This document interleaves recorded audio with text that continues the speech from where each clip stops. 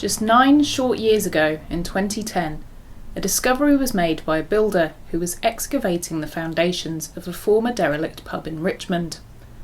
As he dug down into the soft soil, he uncovered an unusual-looking beige rock.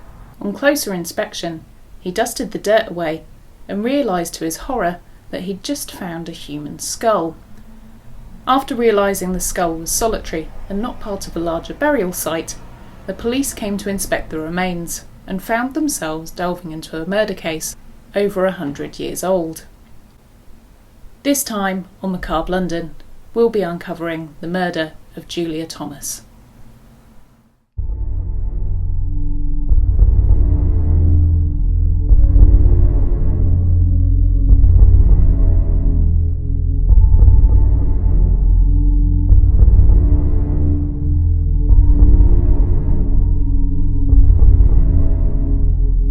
London today is a bustling metropolis, an exciting place to visit, and a somewhat safe place to call home. An eclectic mix of people from all over the world live in London. In some parts of this vibrant capital, the crime rate is lower than that of much smaller cities in other parts of the UK.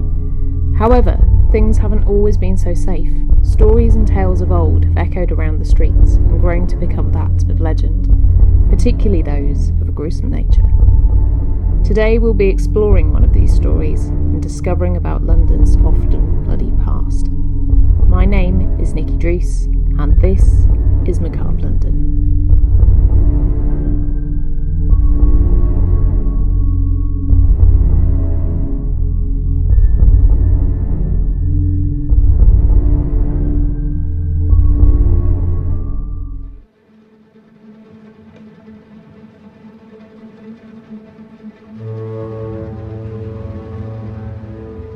On the morning of July 29, 1879, Kate Webster was executed at Wandsworth Prison by hangman William Marwood. The crimes she had been sentenced for were that of robbery and murder. Catherine Lawler was born in Culzean in County Wexford and was always very outgoing, but this didn't always work out for her. Kate started displaying devious behaviour from a very young age. When she was at school, she would steal from her fellow students, lie to her parents, and generally be a nuisance to those around her. She had a short attention span and would mainly be searching for a reward or some kind of trouble to get mixed up in. One day, after a failed pickpocketing attempt, Kate was caught and found herself in trouble with the police. At the age of just 15, she was sentenced to a short prison sentence in the hopes that this might stop her pilfering ways. After her 3-year stint in prison and her subsequent release, Kate's parents became understandably more distant from their difficult daughter, and at the age of 18 she would have been expected to be leaving home, getting married and going down a conventional path. But Kate didn't find the idea of a normal life particularly interesting. Instead of returning to tiny and quiet Culzean, Kate decided that she wouldn't return home, but instead chose to make her own way in the world, with her sights set on somewhere bigger, busier, and more importantly, a place where people had overflowing pockets to be picked. She stole the fare to buy a ferry ticket to Liverpool and planned to continue her devious ways. Reform clearly hadn't worked on Kate, and without improving her thieving skills at all, she was again caught. Not once, but on several occasions. Now living in a different city and having changed her surname from Lawler to Webster, she managed to avoid instant imprisonment, as the authorities hadn't cottoned on that she was the same person. But within a year, the police got fed up of arresting her, and she was again sentenced for larceny and given a 4-year sentence. Kate lived out her 4-year hard labour sentence in Liverpool, and whilst in prison came up with a plan. She would move to London and turn her hand at pickpocketing there. In 1872, the police force in London were known to be fairly ineffective. In 1863, 215 officers had been arrested for being drunk whilst on duty, which may have been in part due to their 12-hour shift pattern and devised patrolling areas of bars and dens of iniquity. And in 1872, there was a police strike, which made London all the more appealing to a seasoned but not very skilled criminal. If the police weren't catching the hardened criminals, then surely Kate and her not-so-nimble fingers had nothing to worry about. On her release from prison, Kate put her plan into action and made her way to London. no doubt taking advantage of her fellow travellers' pockets along the way. As soon as she set foot in London, Kate knew she had to establish herself in the parts of town most were wise to avoid. She used her cunning ways to sniff out the most salubrious parts of the capital, as she knew she'd be able to thrive in the dingy backstreets and alleys. She tried her hand at getting an actual job, and became a charwoman, a basic cleaner who would tidy dwellings, pubs and boardings, but was often sacked as a result of her petty thievery. She also found herself turning to prostitution when she was in between employers, or couldn't pick enough pockets to keep her own pockets full. As a result of her sex work and a casual relationship with another local criminal, Kate found herself pregnant and presently gave birth to a son whom she now also had to provide for, putting extra demands on her already inadequate income. She continued to pick the pockets of the unsuspecting visiting drunkards who went to the poorer parts of town to seek out behaviours that weren't accepted in the posher neighbourhoods, and did okay for a while until again she exhibited her usual clumsy nature and got herself caught. This time, however, it wasn't the clumsy pickpocketing which landed her in prison. Kate had devised a plan where she would rent a room in a boarding house, steal all of the furniture inside, sell it on the street, and flee before the landlord came knocking the next day for the rent. After doing this trick over and over, the word soon got round, and Kate was put behind bars yet again for a short sentence. Every time Kate was put away, she also had to hand over her son to a friend who she'd met during her charwoman days, and would hope he'd still be okay when she got out. By this point in her life, Kate had spent almost 12 years in prison, half of her life, and her son also had spent a considerable part of his childhood away from his mother. Having finally decided she could try to go at least a little bit straight, and in order to make life a bit easier for her and her son, she opted to begin making a living as a housemaid, a step up from her previous occupation as a charwoman. Kate made the move to the more rural Richmond in southwest London in order to remove herself from the temptations of the city, and noticed an advert in a local shop for help required at a house nearby. Knowing she probably didn't have much of a chance of getting the job, she applied and was shocked when she managed to get an interview. Julia Martha Thomas was the twice-widowed owner of 2 Mayfield cottages. She'd lost her second husband in 1873 and needed help taking care of the large 4-storey home.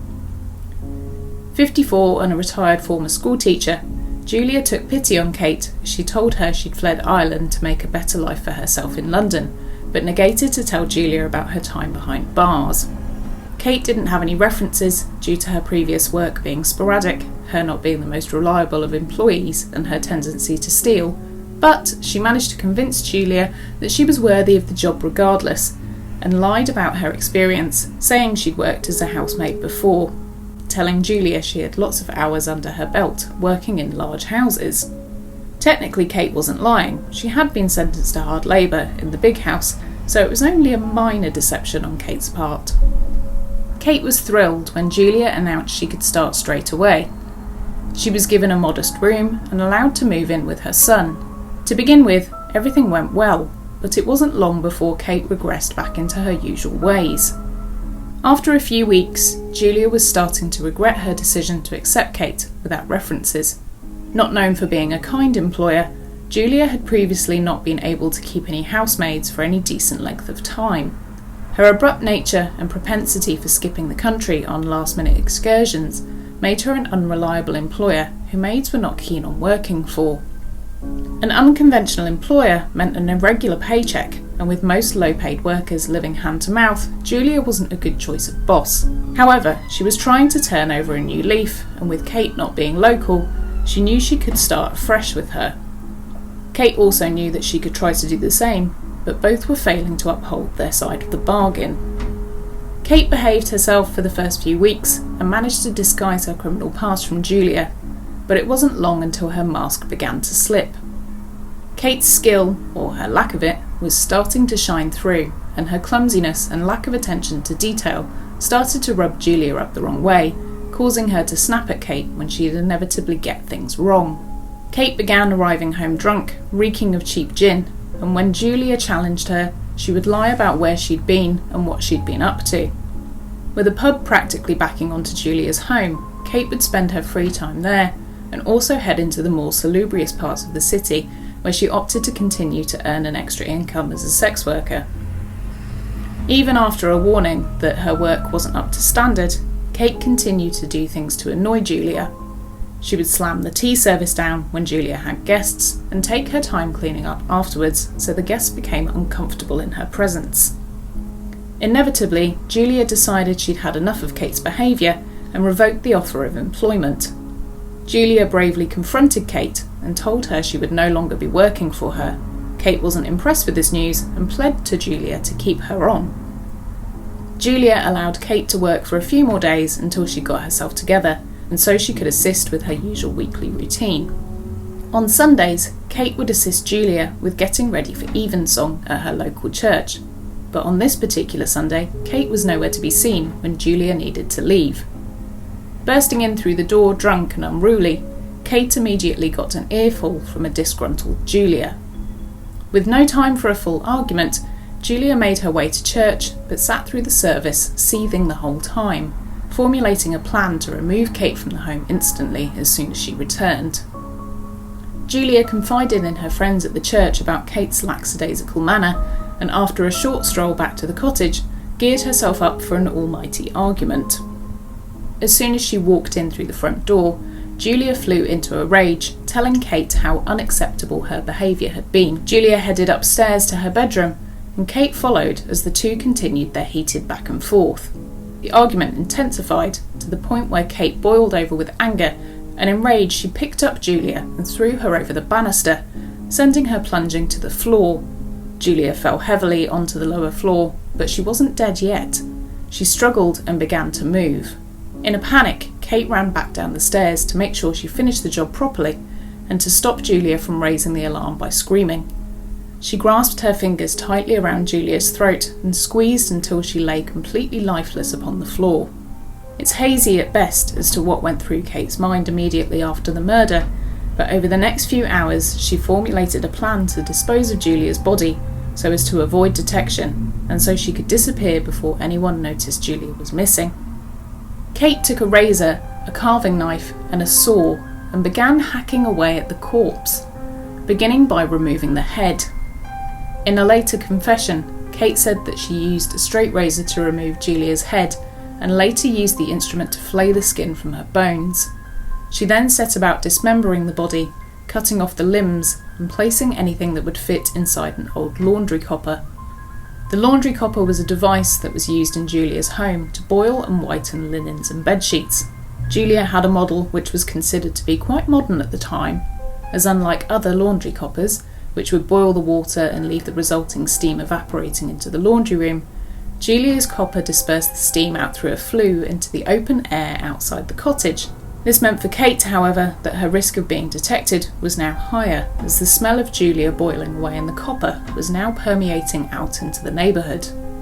The neighbours were not alarmed at all, as this was now Monday, and many housemaids would be starting up their weekly routine of washing, and the resulting steam and smoke from coppers and their furnaces was not an unusual sight to be seen drifting through the dense air of London.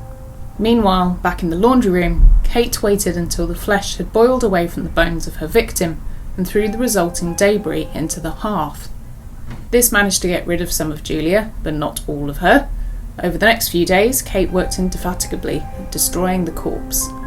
She also continued with the routine at the home as to avoid any detection that anything was different from the norm, accepting deliveries and carrying out her usual daily routine that Julia would have requested of her. After a few days, Kate had completed as much dissection and dissolving of the body as she could manage, and anything left after the extensive boiling and burning process was scraped into a large hat box and a sizable leather and wire-framed Gladstone bag. Kate had been formulating a plan the whole time she was dismembering Julia and decided to make her way back to Hammersmith, where she had lived before her last stint in prison and before she moved in with Julia. Struggling to squeeze the skull inconspicuously into either of her carrying cases, Kate took the head of Julia and buried it in the stables of the pub next door. A foot, which was also too stubborn to dissolve, was discarded onto a rubbish tip when she was on her way to Hammersmith.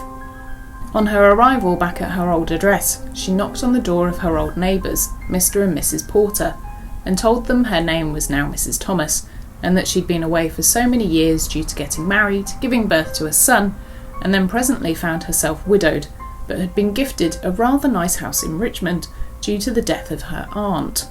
Kate coerced Mr. Porter and his son to assist her to a nearby pub so she could catch up with them both, but more importantly, she needed to ask them for help. They made their way to the pub along the river, and the Gladstone bag Kate was carrying with her was missing by the time they arrived at the pub. Kate said she needed some help in moving some possessions out of the home which she was going to send back to her family in Ireland via train, and Mr. Porter's son said he'd be happy to help her. The next day, Kate presented a large wooden box to the lad, and the two carried it partway across the Richmond Bridge towards the station before Kate gave it an almighty heave over the edge, sending it crashing into the fast-flowing Thames. It's thought that Kate managed to convince him that this was completely rational behaviour, or perhaps her story had changed by the time Porter had come to assist her with the box, but whatever she said to him placated his worry over the sinking box, and Kate was now safe in the knowledge that Julia's remains were now in a watery grave. Kate was now becoming complacent with her new identity of Mrs. Thomas. She began to wear her clothes, her jewellery, and started referring to herself as Mrs. Thomas all the time.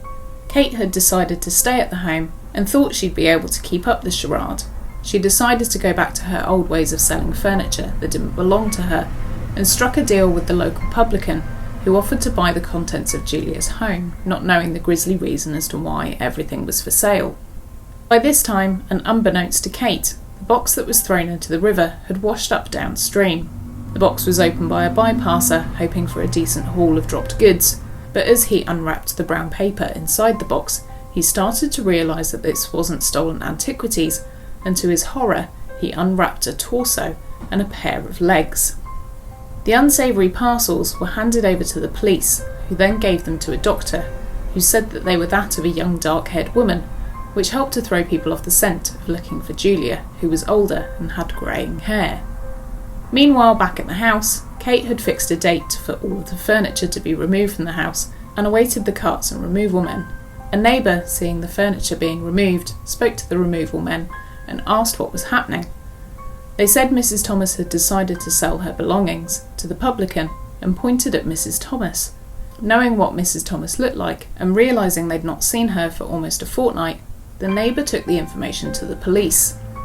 With the case closing in around Kate, and the longer she hung around at the cottages, the more she risked being unmasked. The discarded foot had now also been found, and realising that the mysterious remains from the washed-up trunk were also missing a foot, the headless body was laid to rest in an unmarked grave at Barnes Cemetery. Thinking the body may have been a discarded anatomical practice corpse, the case was left to go cold. Kate hastily packed her bags and took a train to Liverpool with the intention of making her way back to Culzean to lay low. Police arrived at the cottage and began to search for any clue of what had happened to Julia and to find out, if as suspected by her neighbour, that Kate was to blame. Searching the property, the police uncovered some grisly remnants of Julia. They found that the laundry copper was sticky with rendered fat, the hearth contained bones from the hand, and there were blood splatters which had been missed from Kate's rigorous, or perhaps not so rigorous, cleaning, proving after all that she wasn't the best housemaid. The police also discovered a letter that Kate had forgotten which contained her home address in Culzean. Expecting she would flee back to Ireland, police put out a wanted poster in the hope that someone may spot her on her travels. The wanted poster contained a drawing of Kate and also her young son. Scotland Yard, the home of the Metropolitan Police, were hot on Webster's heels and had received a tip-off that she had managed to board a coal steamer which was headed to Ireland. Kate made it to Culzean and headed back to the family home. It wasn't long before her face rang a bell with the head of the Royal Irish Constabulary, who saw her face on the poster and remarkably recognised her instantly. Kate had a face that was once seen, never forgotten. The police went knocking at the family farm and arrested Kate instantly, and before she knew it, she was being transported back to London to face trial. Kate's uncle didn't want anything to do with Kate once she'd been arrested, and didn't even offer her the benefit of the doubt that she may have been innocent. If Kate's own family couldn't even imagine that she didn't commit the crime, then there was no hope of Kate convincing the authorities likewise. Kate's uncle even refused to board Kate's son, and he was placed in a workhouse before he went on to a new invention known as an industrial school, which was a type of less strict juvenile detention centre that had been set up in order to care for abandoned and abused children, along with those who were disruptive to society. Kate was transferred via train back to London, and along the way people queued up at the stations in order to cajole and shout at her to protest their disgust at the crime she'd been charged with. People made purposeful trips to visit the cottage where the murder had happened, hoping to see something gruesome, but were no doubt sadly disappointed when it looked like every other house on the street. Kate was arrested in March, but it took up until July before her trial began. But this didn't mean that the excitement around her supposed crime had waned. Kate arrived at court on the first day of her trial to a baying crowd, who didn't just stay outside. A few people even made it into the court to witness the proceedings firsthand. The trial ran for 6 days, and Kate tried to plead her innocence, saying that the next-door neighbour had murdered Julia, and also the publican who bought Julia's furniture may have also been responsible. Kate was criticised during the trial for having uncharacteristic female features, as she had been made strong through her day-to-day life due to her housemaid duties, her previous stints in prison carrying out hard labour, and the fact that she wasn't conventionally pretty saw her being treated harshly in court as she was stoic and quiet during the trial, perhaps suggesting that she had no remorse. However, for Kate, she was tough. She'd been dragged up through life, and for her, being in court was not something to be frightened of. The jury wasn't convinced by any of Kate's stories and pleas of innocence, and delivered a verdict of guilty. The judge was going to deliver a sentence of death by hanging, but Kate had a plan to save her neck. She said that she was pregnant. Pregnant women were very rarely hanged, and if she was correct in her own diagnosis, then Kate would be saved. However, there was to be an exception. If the baby wasn't yet at a stage where it was considered to be alive, i.e. able to be seen moving through Kate's abdomen, then the verdict would be delivered the same. Kate was taken to be examined by a group of women, the jury of matrons, and assisted by a doctor. After a few short minutes, Kate was escorted back into the court, with a verdict that Kate wasn't pregnant, and even if she was, the baby wasn't deemed developed enough to warrant a pardon on her sentence. Kate was executed on July 29, 1879 by hangman William Marwood. Kate was the first person to be hanged by the new method of execution, the long drop, which was said to be far less excruciating for the condemned, as opposed to the short drop, which would cause strangulation instead of the neck to be instantaneously broken. Kate was buried in the grounds of Wandsworth Prison in an unmarked grave, as was the norm for all executed criminals. Before she was executed, Kate confessed to the murder and originally said she'd been dragged into a life of crime by the nefarious characters around her, but as her date with the noose drew nearer, she relented and took sole responsibility for her actions. As the black flag was raised outside Wandsworth to mark that Kate was now dead, the crowd that had gathered outside the prison began cheering. Now Kate was in the ground, people could still go and see her likeness in the Chamber of Horrors at Madame Tussauds. Her wax effigy went on show amongst other grisly criminals from her day, and she was portrayed as the Richmond murderess. The crime, trial and execution of Kate definitely caused an uproar within the Victorian community. With an enormous percentage of women working as housemaids, Kate was the first of her kind to try to turn the situation to her advantage through murder, but she definitely wasn't the first maid to be imprisoned for larceny. Many servants were forced to work long hours for minimal pay, and it was a common occurrence for women to steal from their employers in order to boost their wages. If women were single mothers, like Kate was, then they were often shunned by society, and many people didn't want to employ them, as they knew there would be a higher likelihood of them stealing from them, as they had more mouths to feed. Kate was also criticised as she was Irish, and many people disliked the population boom in the larger cities due to the migration of those fleeing the famine in Ireland. This made finding employment difficult for Irish people, and it also made people supplement their meagre income with other unsavoury professions such as prostitution, gambling and theft. Kate's case drew attention to the fact that so many housemaids were being treated so poorly across the whole of the UK, and more so in London. The living conditions of servants was insufferable and cramped for some, and with the working hours so incredibly long, it was only a matter of time before a worker turned on their staff. All of which may have been food for thought for those in the upper echelons of society, to be respectful to their staff, pay them a decent wage, and most importantly, be kind, as otherwise, in 100 years' time, your skull may just be dug up from none other than David Attenborough's garden.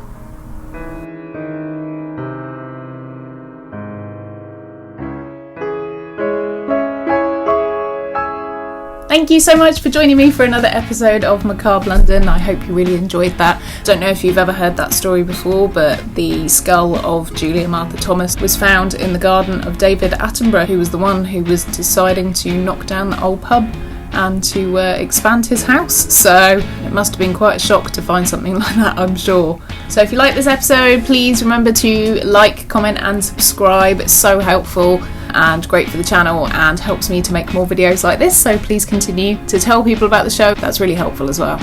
Also, if you'd like to support the show, we do have a Patreon. I say we, me, I've got a Patreon, so if you've got a few extra pennies that you'd like to share, that would be really lovely. I would appreciate it so much. I've actually got a deal on at the moment where you can get a new Macabre London t-shirt for a £5 discount if you become a $5 tier member.